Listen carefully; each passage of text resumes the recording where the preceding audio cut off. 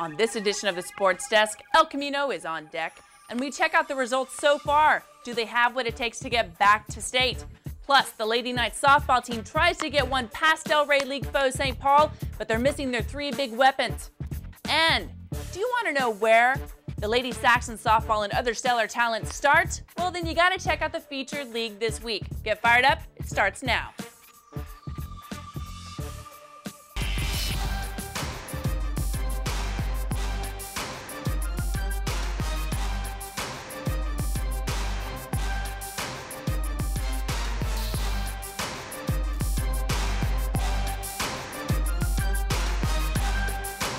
Hello and welcome to the Sports Desk. I'm your host, Bonnie Prickitt. Hope you had a nice spring break. We have run to the bases in the prep baseball scene. Let's now talk a little bit of JUCO. Last year's version of the El Camino Warriors baseball team won 32 games and advanced all the way to the California Super Regional. They were led by left-handed pitcher Kyle Petter, who went 13-0 and had a 2.12 ERA and 120 strikeouts. He is now in the Cleveland Indians organization. Number 2 starter, righty Nick Turner, is at Biola College, and catcher Aaron DeGuire has taken his talents to Monmouth, Oregon at Lewis and Clark State. This year, the Warriors have struggled early, but they're looking to make a late run at an at-large playoff bid with 2 South Coast Conference series remaining on their schedule. Sports Desk reporter Ghazal Hassan headed out to see how the young Warriors are progressing so far. Let's go, Rex. Last season, the El Camino Warrior baseball team reached the Junior College Super Regional. This year, they'll have to turn the roster over with 8 new starters, mostly freshmen. Although with 12 games remaining in the conference schedule, the Warriors sit in last place, they're just 4 games out of a playoff spot. Coach Nate Fernley and his team are ready to make that final run. It's midterm season at El Camino College, so the Warriors did what any other struggling student might do. They got back to basics. Playing good, fundamentally sound baseball, competing every game. I don't think that changes whether you're at the top of the standings or where we are at the bottom trying to scratch our way back up. So, we've got to be able to compete every pitch and not worry about what other teams do or where our record is. And I think that's what we've been stressing right now towards the end run of this. The El Camino alumni ledger features the names of several ex-big leaguers. Current Warrior, sophomore Andrew Polito, understands what's expected of him. I think we just we've been having a few mistakes, so I think we just gotta man up on our mistakes, take our responsibility and just keep working hard in practice and repetition. I mean, practice makes perfect, so hopefully we can string together a few wins right here at the end and make a playoff run. With just 3 returning starters, Coach Fernley has had to rely heavily on his incoming freshman class. Catcher Marvin Flores is one of them and explains his adjustment to the college game.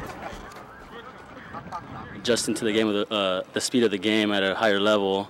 I mean, I went from catching 7 innings to catching 9 innings now, which is was a lot different. Getting used to, legs were sore in the beginning, but it's a lot of fun and you get used to it. Just as new players adjust to the college game, Coach Fernley also needs to adjust to his new roster.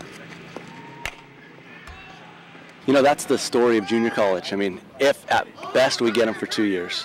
And usually you'll lose a good freshman here or there, and so you're constantly turning over your roster and lineup. And so that's kind of the challenge, is get them in and then get them to be a cohesive team. And some teams pick it up really quickly, and other teams it takes a little while. And, the team before we went to the state championships last year, there was some rough patches in there. And then they came back, and they were a bunch of sophomores, and we hit the ground running. This year reminds me a little bit of the year before that, where it's taken a little while to do the basics that you would hope that a team would do in order to be successful.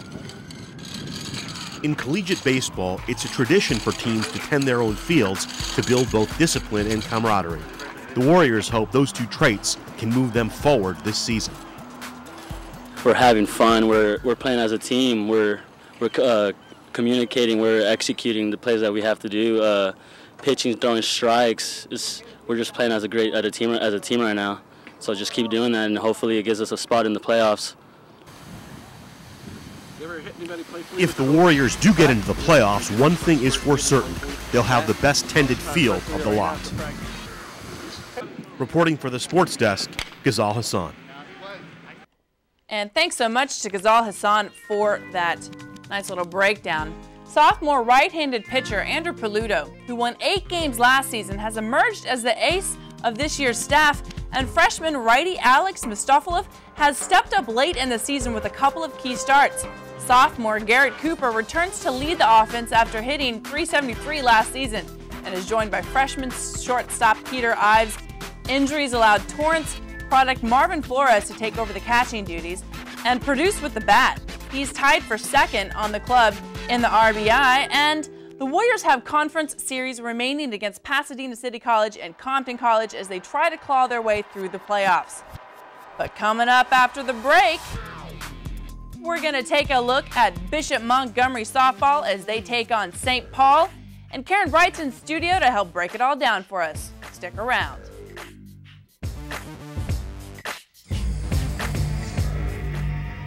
It's one of the most watched and upsetting episodes of Intervention ever, and it's about my sister Allison. When she was huffing or inhaling everyday household products to get high. Allison survived. A lot of people don't. The National Institute on Drug Abuse says 1 in 5 American teens have used inhalants to get high. When these normally safe products are abused, inhalants are a gateway to even more serious forms of drug abuse and can cause brain injury or death. Learn more at inhalant.org. When my mom gets drunk, she starts yelling about everything she thinks is wrong with me. It's terrible. At Al-Anon Family Groups, I found the help I needed. If someone's drinking bothers you, call 1-888-4-AL-ANON or visit alanonfamilygroups.org. And welcome back. As promised, I have Karen Bright, Sportsdesk reporter, in the studio than from out in the field. How are you? I'm great, Bonnie. How are you? It's doing great. Great to see you inside.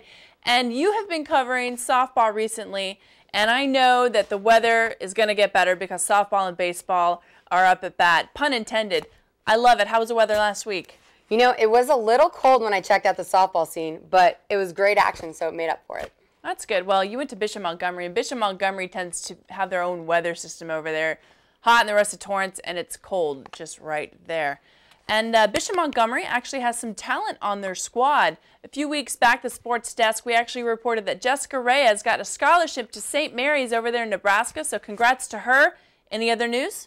Actually, this week, the Knights had 2 other athletes commit to scholarship offers, and we'll talk about them a little bit later. Okay, well, you were at the St. Paul game versus Bishop Montgomery, so why don't you go ahead and fill us in on that? Well, Bonnie, 3 senior starters were not on the game roster. They were on their senior retreat, and that left the team with big shoes to fill, hosting their rival, St. Paul Swordsmen. I got a chance to check out the game. Let's look at the action. It was Delray League action on the diamond as the Bishop Montgomery Knights hosted the St. Paul Swordsmen.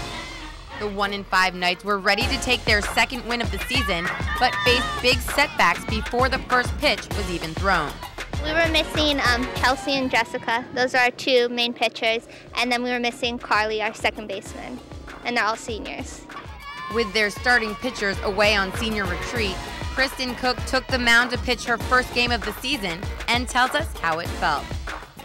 It was a little tough in the beginning, but it was just really hard coming back from not pitching for 4 months and just coming back like I did. But I think I did pretty good for not pitching for so long. Cook gets a strong start, game scoreless at the top of the second, when St. Paul crushes it for a triple, bringing in 2 swordsmen to take the 2-0 lead.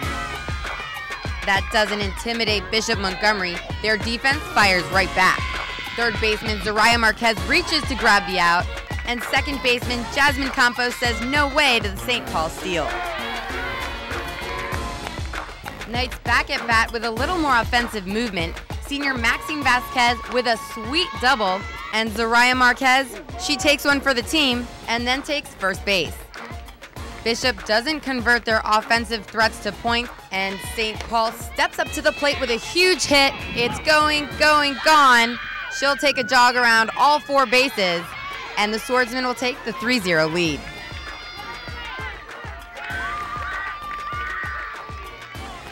That's when the Knights decided if they wanted to get back in this game, something had to change. Everybody kind of started talking in the dugout. We wanted to go out strong because St. Paul, it's a big game, and we wanted to go out, strong. The hits start coming for the Knights in the 4th. Baruti first at bat, swings for the double. Up next, Kat Hilton. She connects for 2 bases, sending Baruti to third.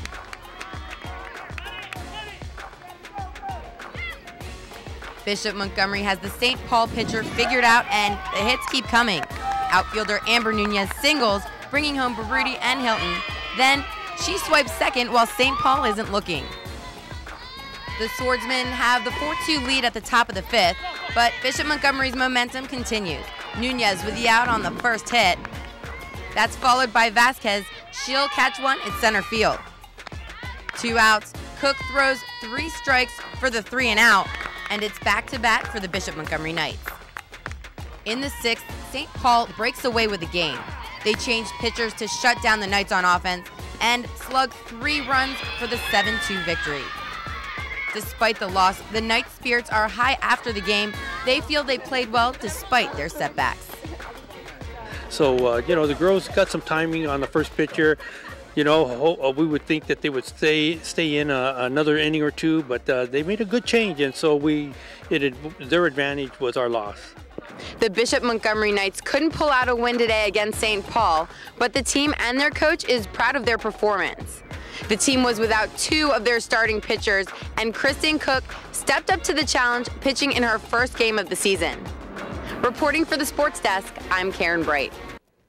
Oh, Karen, you're everywhere. At a Bishop in the studio. Thanks for that report. I am.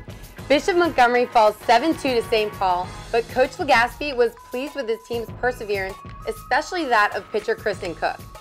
She pitched the whole game in her pitching debut of the season.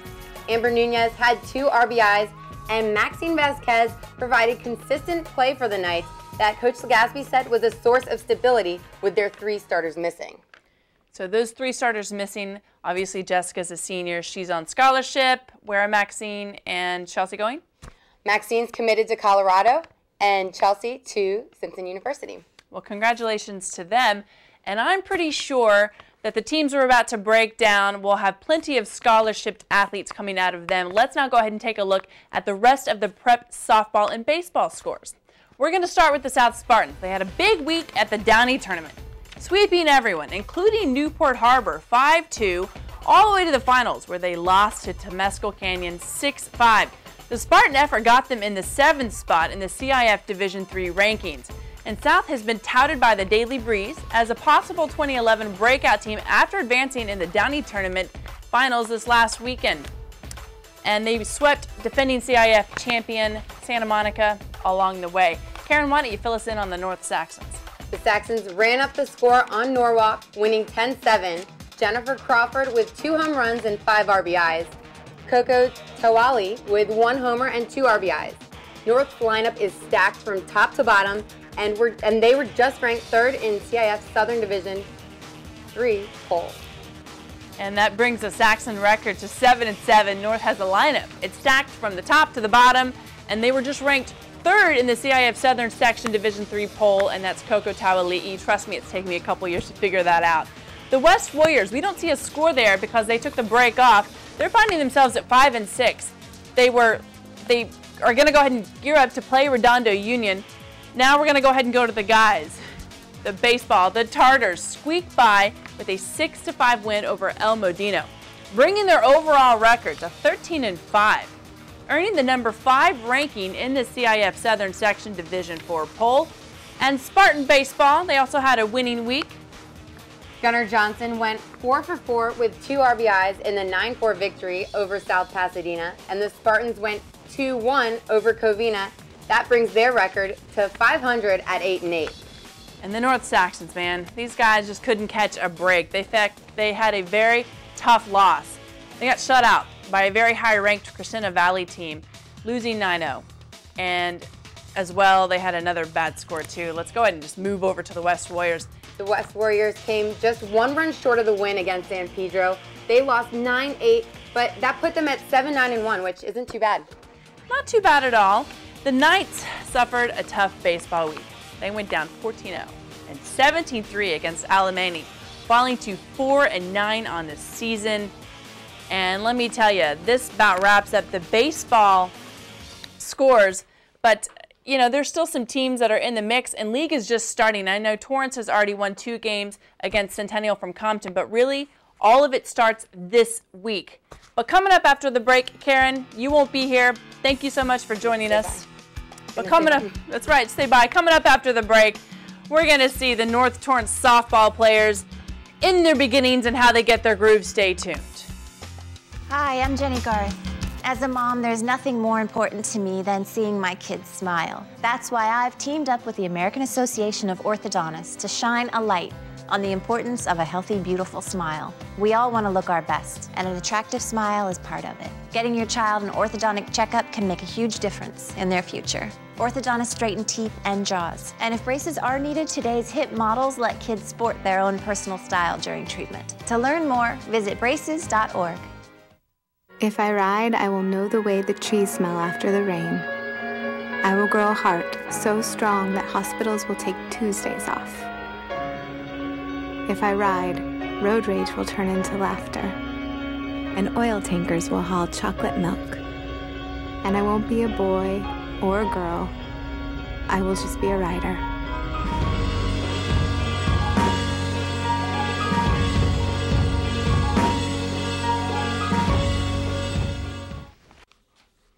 For every athlete, there's time when learning their respective sport is based on fun and making friends. In recent years, softball players began competitive play at a much younger age, you know, travel ball. But there's a league that is still keeping it fun and light.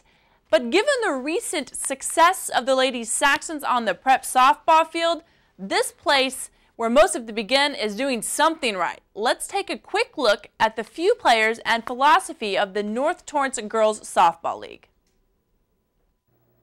The North Torrance Girls Softball League presents a great place to learn the basics and fundamentals of softball.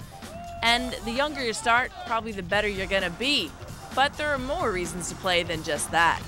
When you get to like hit a home run or something and you feel really happy about it, you feel proud of yourself. So you get to play with your friends a lot and just have fun.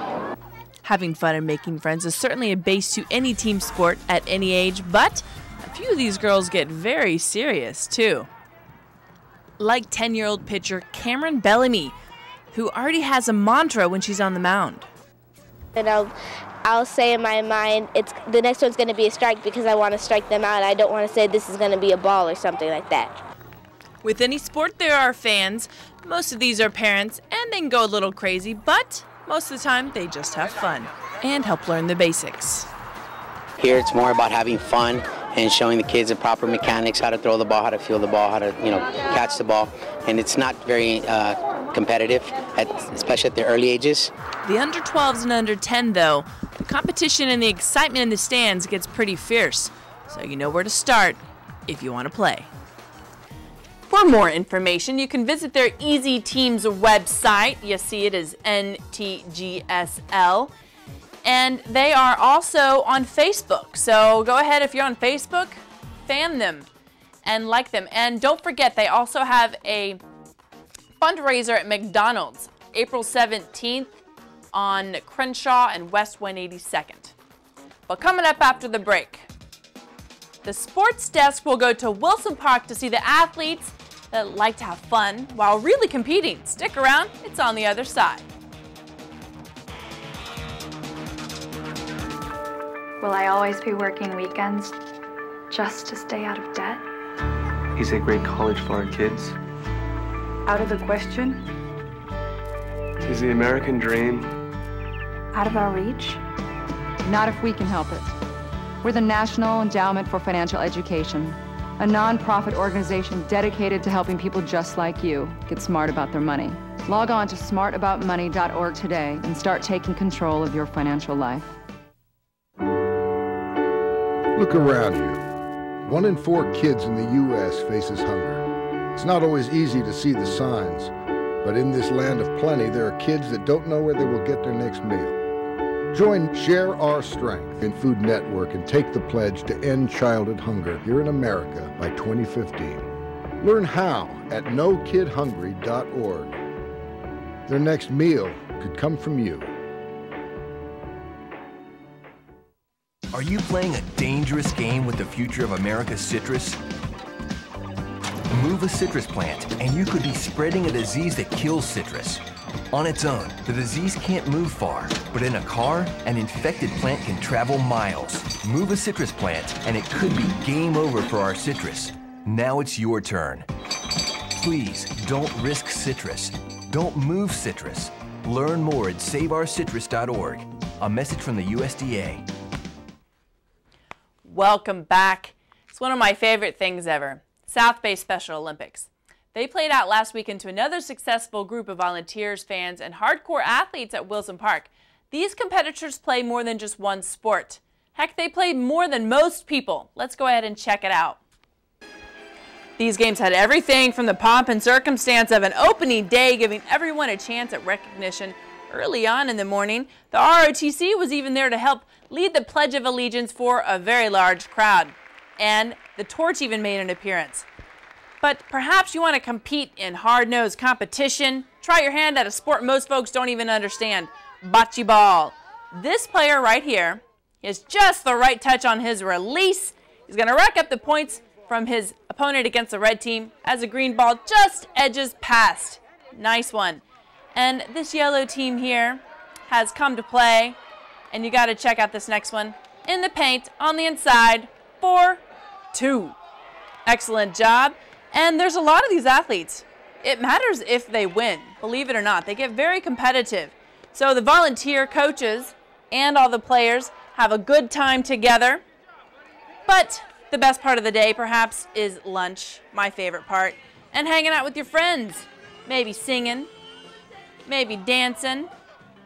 And I tell you, this guy should go on So You Think You Can Dance. This one right here, he was on the show last year, did a great job. But the best part of the day, maybe besides lunch, is you get to go home with the medal, and everyone is a winner.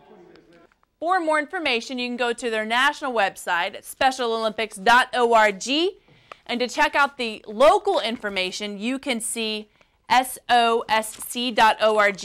They have stuff going on every weekend, and of course, they always need volunteers. That is the best way to find out about it. But of course, we love to find out about things that we don't know about. Please give us a call, give us an email. If we're not there, then we probably don't know. So please take a look at the number on your screen. You can reach us anytime, 310-618-5762. You can email us at thesportsdesk@torranceca.gov. And of course, you can view all of our shows online from this year and years past, I think all the way back to 2004, at our website, torranceca.gov. Just look for CitiCABLE and then the show archives for the Sports Desk. And that about wraps it up for this edition of the Sports Desk. We are back to a full slate next week after spring break and all. That means you have more prep sports coming your way. Until next time, Torrance, play hard.